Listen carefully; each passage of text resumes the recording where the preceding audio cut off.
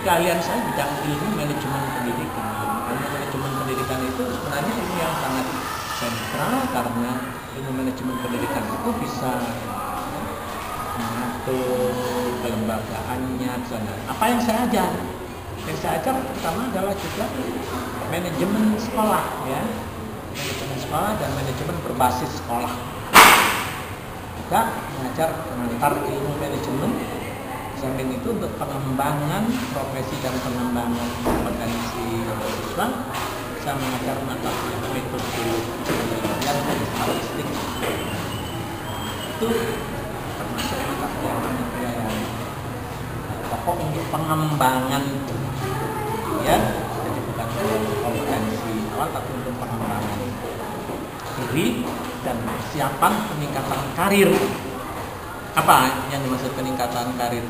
Manajemen sekolah itu harus dikuasai oleh seorang guru jika dia nantinya akan meningkatkan karir menjadi kepala sekolah, menjadi pengawas sekolah, bahkan menjadi kepala dinas pendidikan. Harus disiapkan pengetahuan, konsep, dan praktek dalam hal manajemen.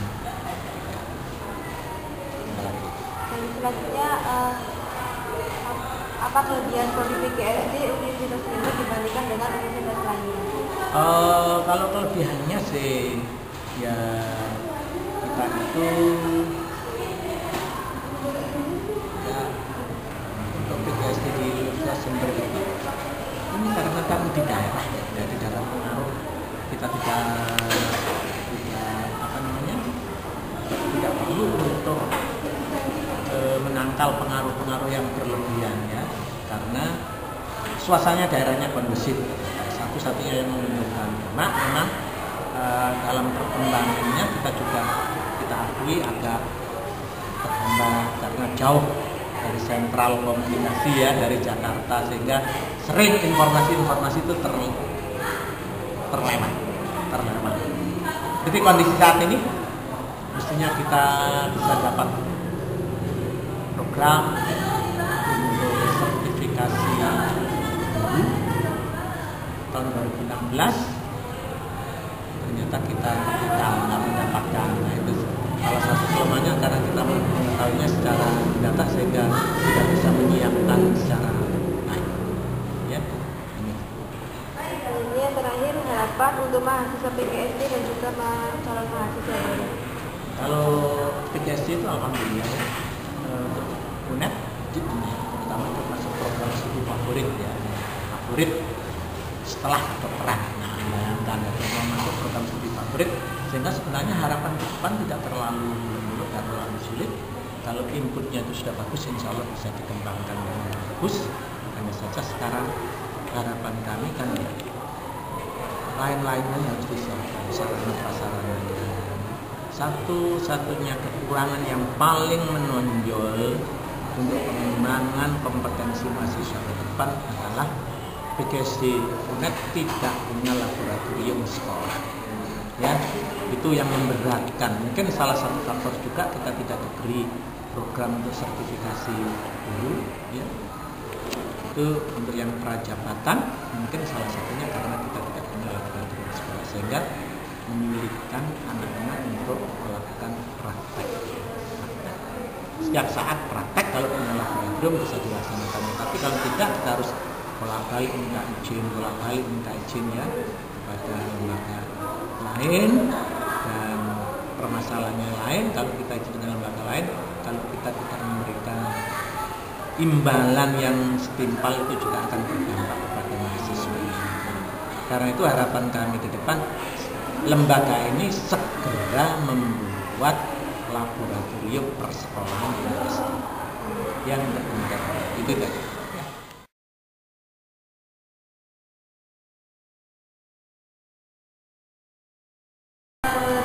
Di prodi PGSD ini Bapak menjabat sebagai apa? Sebagai ketua program studi PGSD. Dan Bapak mengajar di mata kuliah apa saja, Pak? Mata kuliah yang saya ampu adalah pendidikan IPA, pengembangan pembelajaran IPA, pendidikan lingkungan hidup, kemudian konsep dasar IPA. Antara lain.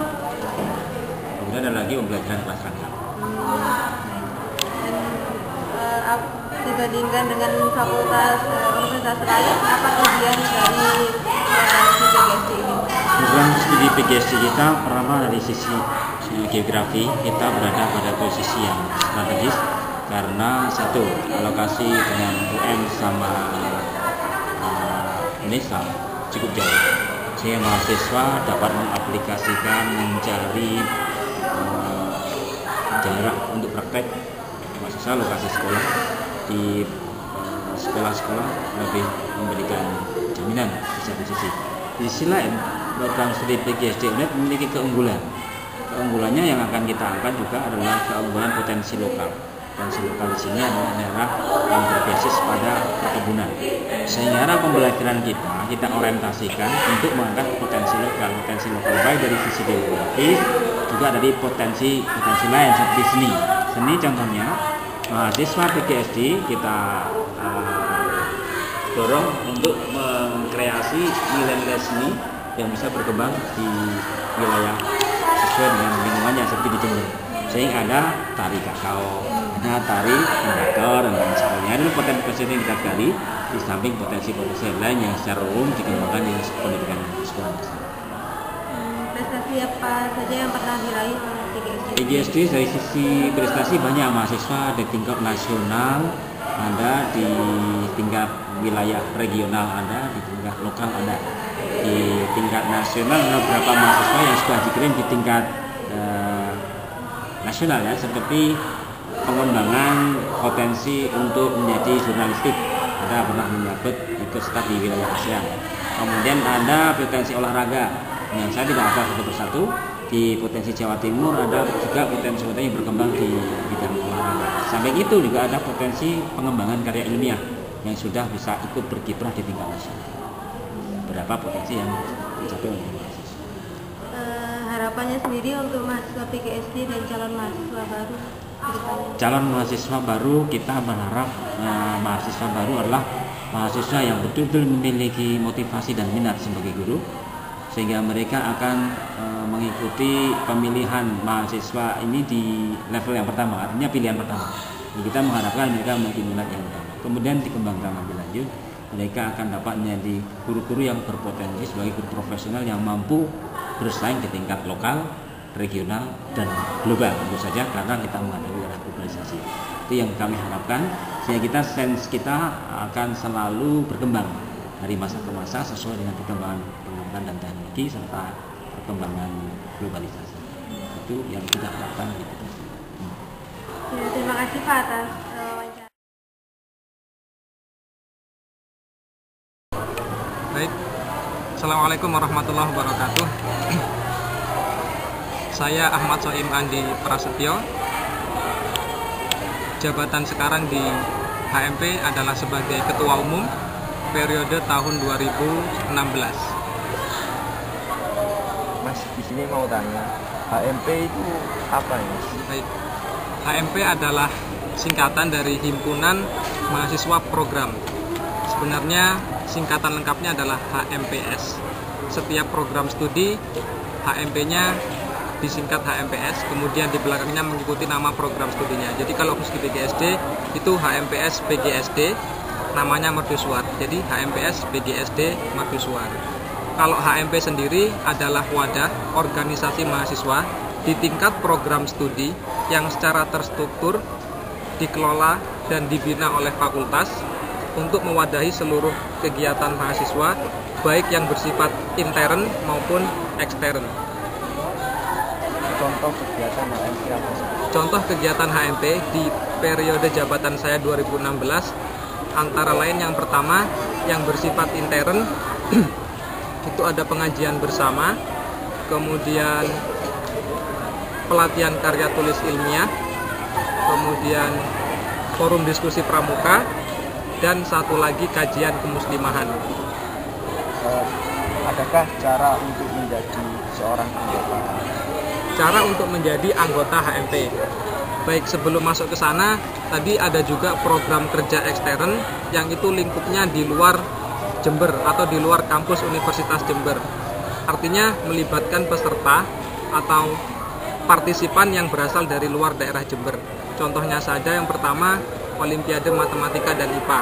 Alhamdulillah sekarang akan berjalan Olimpiade Matematika dan IPA bernama Kelereng periode ketiga. Jadi Olimpiade Kelereng 3. Itu nanti lingkupnya adalah X Karesidenan Besuki yang melingkupi 5 kabupaten.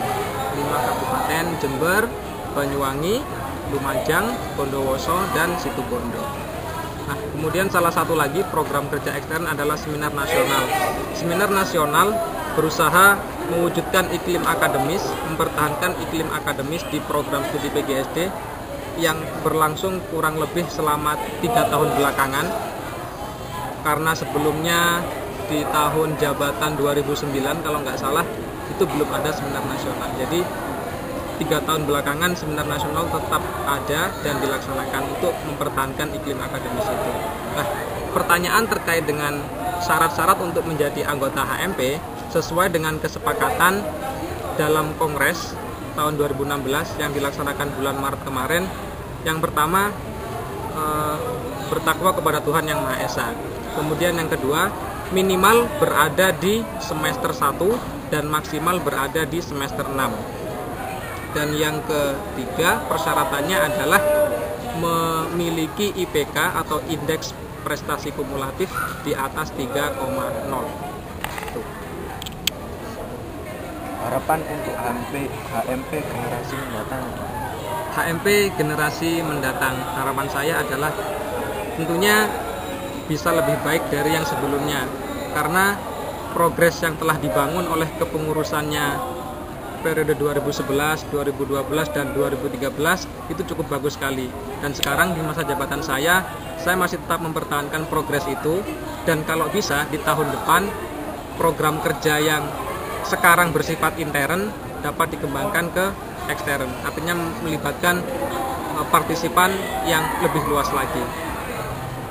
Adakah pesan dan pesan untuk mahasiswa baru yang akan mendatang?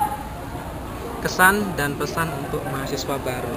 Kalau kesan belum ada mungkin ya. Kalau pesan, saya harapkan mahasiswa baru baik dari angkatan 2015 yang sekarang duduk di semester 2 maupun mahasiswa baru yang akan masuk di program studi ini tahun 2017 mendatang, saya harapkan PGSD adalah menjadi tujuan utama. Artinya menjadi program studi yang benar-benar menjadi pilihan, bukan program studi yang berada di pilihan ketiga.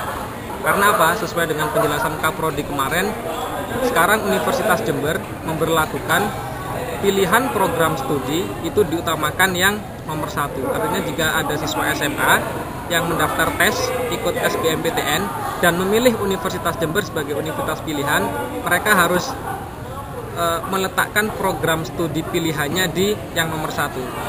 Kalau sudah di nomor 2 atau nomor 3, maka kemungkinan untuk diterima sangat kecil sekali, seperti itu.